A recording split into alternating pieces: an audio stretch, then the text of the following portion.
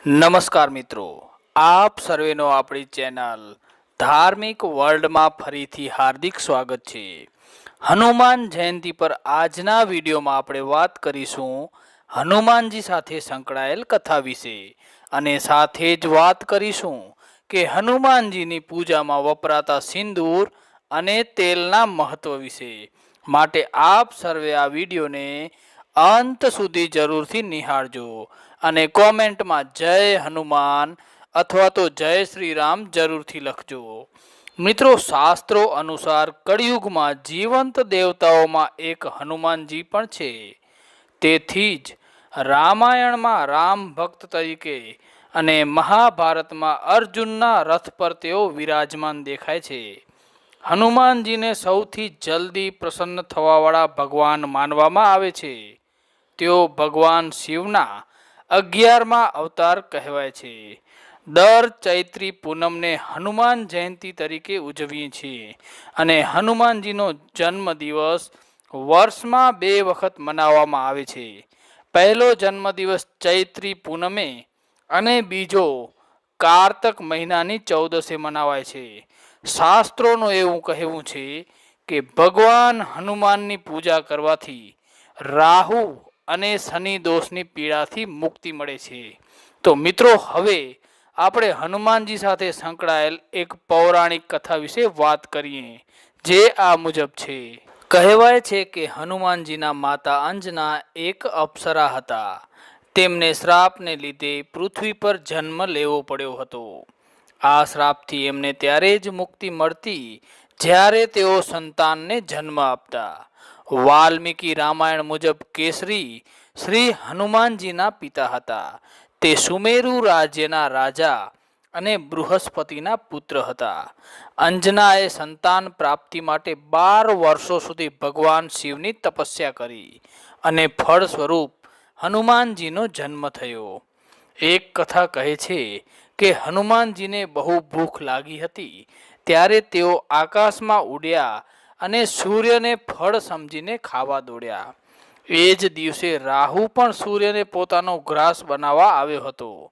જો કે તેઓ હનુમાનજીને બીજો રાહુ સમજી બેઠા અને એ જ વખતે ઇન્દ્રએ પવનપુત્ર પર વજ્રથી પ્રહાર કર્યો, જેનાથી એમની હડપચી પર વાગ્યું તેમજ હડપચી થોડી વાંકી થઈ ગઈ અને એટલે જ એમનું નામ હનુમાન પડ્યું। મિત્રો, હવે વાત કરીએ હનુમાનજીની પૂજામાં સિંદૂર અને તેલના મહત્વ વિશે। તો હનુમાનજીની પૂજામાં સિંદૂર અને તેલનું ખૂબ જ મહત્વ છે।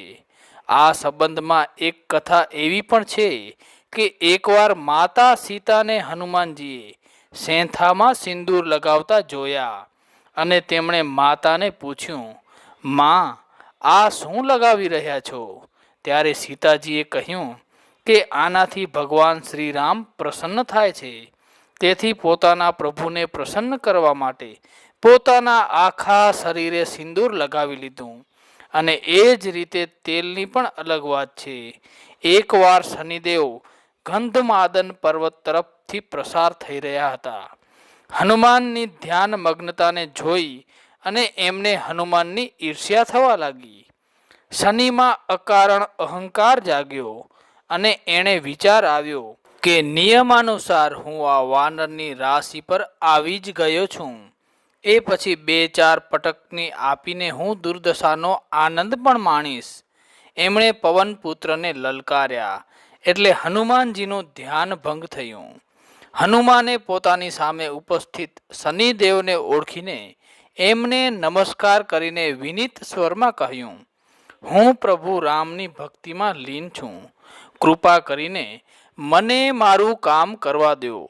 શનિદેવે કહ્યું કે વાનરરાજ, મેં દેવ, દાનવ અને મનુષ્ય લોકમાં આ બધે જ તમારી પ્રશંસા સાંભળી છે। તેથી કાયરતા છોડીને મારી સાથે યુદ્ધ કરો। મારી ભુજાઓ તમારા બળને જાણવા માટે ફડફડી રહી છે।